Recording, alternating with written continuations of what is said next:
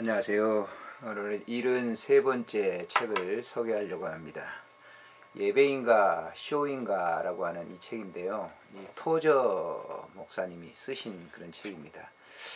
이 토저는 이 시대의 선지자라고 평판을 들었습니다. 그는 교회 부패한 현실을 깊숙이 들여다보고 인기에 영합하지 않고 타협 없는 하나님의 말씀을 강력하게 선포했습니다. 그는 합리적 이성만을 앞세워 입술만의 개혁을 주장한 자가 아니었습니다. 깊이 있는 말씀 이해와 박시간 신학 이해를 눈물의 기도로 반죽하여 개혁의 메시지를 전할 때 크리스천들의 가슴을 치게 만들었습니다. 교회 개혁에 관한 많은 책을 저술한 레오나드 레이븐 힐은 토저 사후에 이런 말을 했습니다. 토저 같은 사람이 또 나와야 하는데 그럴 것 같지는 않다. 토저 같은 사람이란 학교에서 배운 사람이 아니고 성령께 배운 사람이다. 토저는 정규교육을 일체 받지 못했지만 그만큼 성경을 깊이 보고 신학 일반에 대해 달통한 사람은 흔하지 않다. 그의 설교는 한마디 한마디가 명문이다. 그는 오직 성령과 말씀으로만 심령을 부흥시킨 설교자였다. 그는 그가 속한 교단 잡지의 주관을 역임하여 필명을 떨치기도 했다. 그는 평생 교회와 크리스찬의 삶의 개혁과 부흥에 관한 40여 권의 명저들을 저술했다. 이렇게. 그래서 저도 이제 이 토저 책을 이제 많이 이렇게 읽었습니다만은 이 제 문제는 직접적으로 이제 예배를 인도하고 그러기 때문에 저에게 많은 충격을 주었습니다. 그래서 이제 언더라인하고 이 책을 쭉 읽었는데요. 실천하는 거는 그렇게 제가 많이 실천했다 그렇게 볼 수는 없지만은 상당히 이제 예배에 대해서 우리가 어떻게 하나님께 예배를 드려야 되는가 하는 그런 것을 분명히 알게 해준 책이 바로 이 책이기도 합니다. 영문판 편집인인 그 제임스 스나이더라고 하는 이 목사님이 이분에 대해서 이렇게 책을 이렇게 출간하면서 앞에 서문을 써놨는데 그거 읽어드리는 것이 더 도움이 될 것 같습니다.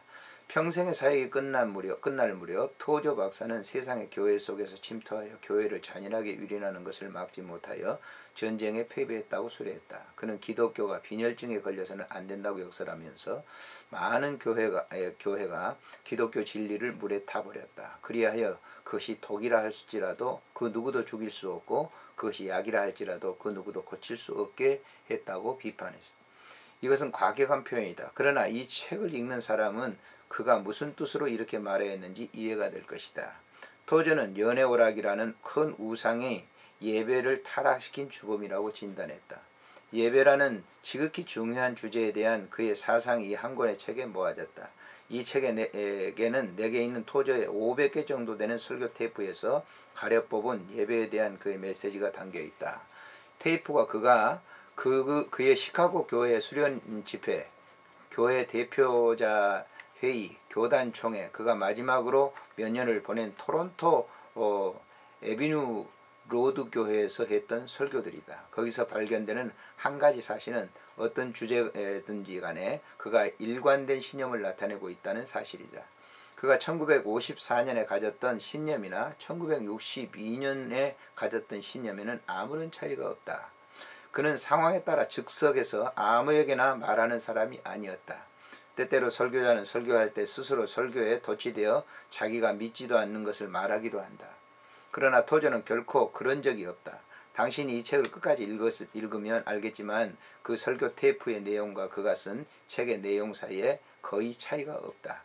당신이 책을 읽는다면 토저가 여기서 다루는 주제들에 대해 얼마나 확신의 차이 있었는지 알게 될 것이다. 다시 한번 말하지만 당신이 그의 견해에 동의하지 않을 수도 있다. 그러나 동의하지 않는 사람이라고 해도 그의 글을 읽는다면 그가 지적한 현대 교회 예배의 타락한 모습에 대해서 당연히 고민해 볼 것이다 라고 이렇게 이 편집자가 얘기했습니다. 그러니까 이 책은 토저가 직접적으로 이렇게 집필한 것보다는 토저가 하나님 그 강단에서 외쳤던 그 말씀을 예배 중점으로 이렇게 수집한 것이라고 볼 수가 있죠. 차례에 들어가 보면은요, 인생의 목적은 하나님을 하나님답게 예배하는 것이다. 그래서 하나님을 믿고 하나님께 예배하라라고 하는 거예요. 하나님을 믿는다, 우리가 하나님을 안다라고 하는 것은 사실 불가능한 일입니다. 지식으로 어떻게 하나님을 알겠어요? 그 하나님을 믿는 것이죠. 사람들은 뭐 하나님을 안다고 신학에서 여러 주장을 합니다만 완벽하게 하나님을 아는 게 아니에요. 알 수도 없는 겁니다. 근데 우리가 그 하나님을 믿기 때문에 그분에 대해서 이제 알게 되는 것이죠. 온갖 지혜를 다 가졌던 그 솔로몬도 그렇잖아요. 결국 하나님을 믿는 것이다. 이 믿는 것이 하나님의 참된 그 믿음 신앙이라고 하는 것을 경외하는 것이라고 표현합니다만은 바로 그 얘기입니다. 우리는 예배를 드리기 위해서 구원을 받았다. 하나님이 우리를 구원시켜준 목적이 뭐냐면 하나님께 예배를 드리기 위한 목적이다라고 하는 거예요. 그래서 사람이 제일 드는 목적은 무엇이냐? 하나님을 영화롭게 하고 그를 영원토록 즐겁게 해드리는 것이다. 이렇게 웨스트민스터 신앙 고백에 이제 요리문답에 그렇게 돼 있지 않습니까? 그런 것처럼 예배를 목적으로 우리를 하나님은 부르셨다라고 하는 것이죠. 제2부에는 하나님이 받으시는 예배를 드려라. 우리가 하나님이신 예수 그리스도를 통해서 하나님께 참 예배를 드리려면 우리 안에 반드시 하나님의 영이 활동하셔야 한다. 하나님은 성령 없는 예배를 받지 않으신다. 하나님의 성령에 의한 예배를 하나님은 받으신다. 사람의 그 어떤 육신의 그런 생각을 가지고 드리는 예배 하나님 받지 않으신다라고 하는 거예요. 3장에서는 하나님이 받지 않으시는 예배도 있다라고 하는 것이고요. 4장에서는 영혼의 눈으로 하나님의 영광의 하나님을 바라보라. 5장에서는 하나님의 황홀한 임재를 체험하라. 6장에서는 불타오르는 열정으로 하나님께 교제하라. 7장에는 하나님의 능력을 간절히 사모하라. 8장에는 모든 것을 다 바쳐 하나님을 숭모하라. 9장에서는 참된 예배에 부흥을 주시는 성령을 간구하라. 10장에는 나를 찬양하지 말고 하나님을 찬양하라. 우리가 예배 중에 흔히 찬양을 부르면서 자기도 치되어서 부르는 경우가 많잖아요. 부흥회라든지 어느 뭐 집회들 가보면은 그냥 자기도 치해서 찬송은 우리가 하나님께 드리는 것이지 내 자신을 갖다가 이렇게 만족하게 충족하기 위해서 부르는 세상 노래와는 다른 것이다라고 하네. 제3부에는 사이비 예배를 중단하라. 종교적 쇼에 악취가 난다. 종교적 쇼의 진행자들이 성소에 들어갈 때 그들은 여호와께 이상한 불을 드리는 위험스러운 짓을 하는 것이다. 최악의 경우 종교적 쇼는 신성모독이 될 수 있다라고 하네요. 쇼맨십으로 예배를 드리는 거 참 위험스럽죠.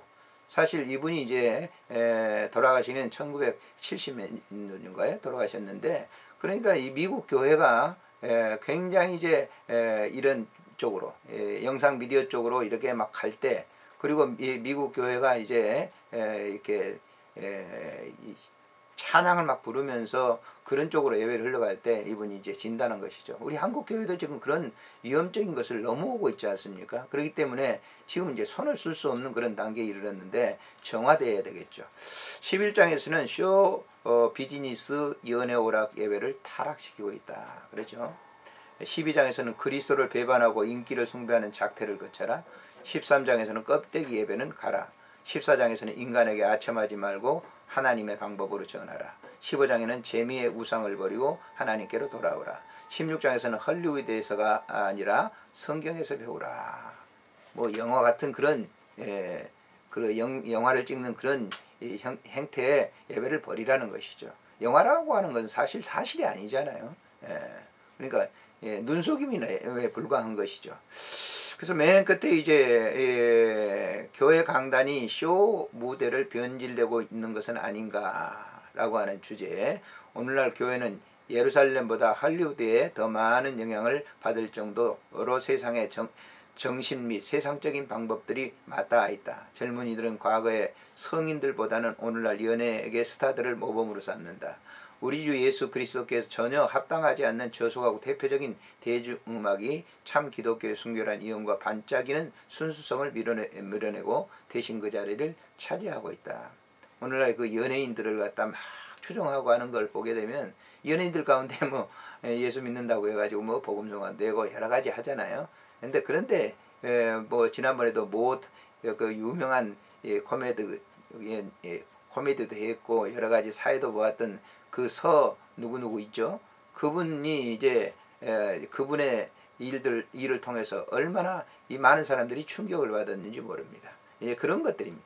복음주의적 교회가 쇼맨십을 붙들고 있다. 나는 교회의 쇼맨, 즉 흥행사의 흉내를 내는 사람들을 즉시 알아볼 수 있다. 한 젊은이가 학교나 야외 집회에서 하듯이 교회 강단 위에서 벌쩍 뛰어 올라와 찬양 집회를 인도한다.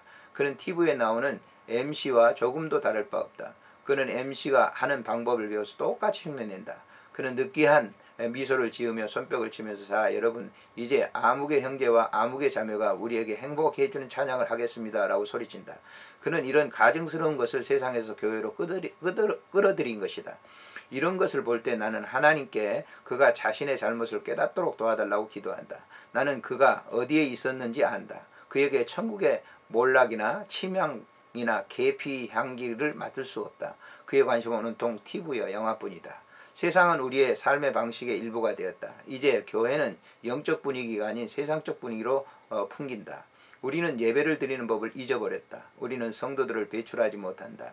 우리는 성공한 사업가, 연예인, 및 체육계 스타들을 본받으려고 애쓴다. 우리는 현대 광고업자들의 방법을 빌려서 우리의 신앙적 활동을 전개하려고 한다. 우리의 가정은 극장이 되어버렸다. 그런데도 이렇게 잘못된 것에 대해 아무도 문제 삼지 않는다. 복음주의적 기독교는 빠른 속도로 부르주아 종교가 되고 있다. 많은 부자들, 상류, 계급, 유명한 정치인들, 사회적 명사들이 기독교를 받아들이고 그들이 고급 승용차를 끌고 교회로 나오면 그것을 보고 너무 좋아서 입을 다물지 못하는 우리 교회 지도자들은 아마도 이런 든든한 교회 후원자들의 대다수가 회심에 증거된 도덕적 변화를 전혀 보이지 않는다는 사실을 전혀 모르는 것 같다. 교회를 세운 거룩한 교부와 같은 교부들 같았으면 이런 변화를 요구했을 것이며 그들이 그런 변화를 보일 때라야 그것을 회심으로 증거로 받아들였을 것이다 라고 하는 본문에서 이렇게 토저는 외치고 있습니다.